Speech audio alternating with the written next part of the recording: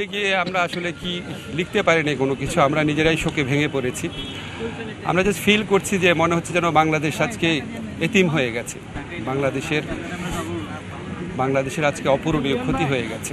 আপনারা সবাই জানেন আজকে বাংলাদেশের জন্য অত্যন্ত হৃদয় বিদারক একটা দিন।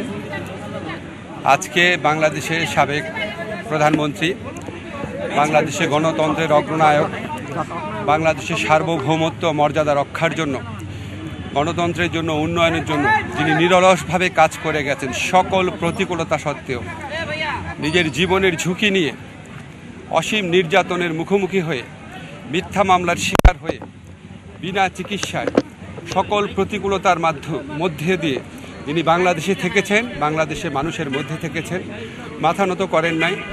আজকে সেই নেত্রী আমাদের পরম শ্রদ্ধেয় বেগম খালেদা জিয়া পরলোক গমন করেছেন। ইন্না লিল্লাহি ওয়া ইন্না ইলাইহি রাজিউন। আমরা আজকে সাথে সাথে উপদেষ্টা পরিষদের সভা আহ্বান করেছিলাম। আমাদের মাননীয় প্রধান উপদেষ্টা, ওনার সভাপতিত্বে সেই সভাতে যা হয়েছে সবই আপনাদের কাছে প্রকাশ করা হয়েছে।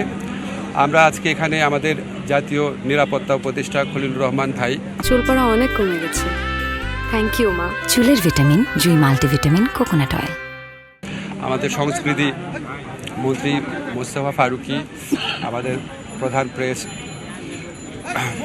প্রেসের দায়িত্বে যে আছেন শফিকুল আলম, আমরা সবাই এসেছি এখানে শোক বই যে ছিল সেখানে স্বাক্ষর করতে, আমাদের শোক গাথা সেখানে লিখে রাখতে।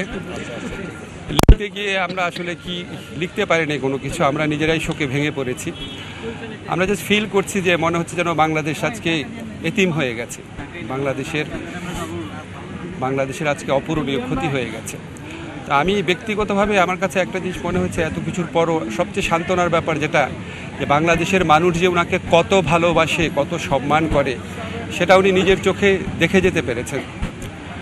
তো আরও ভালো লাগতো আমাদের যদি আমরা ওনাকে গণতন্ত্রের নবযাত্রার সময় ওনাকে পেতাম, উনি যদি সব দেখে যেতে পারতেন।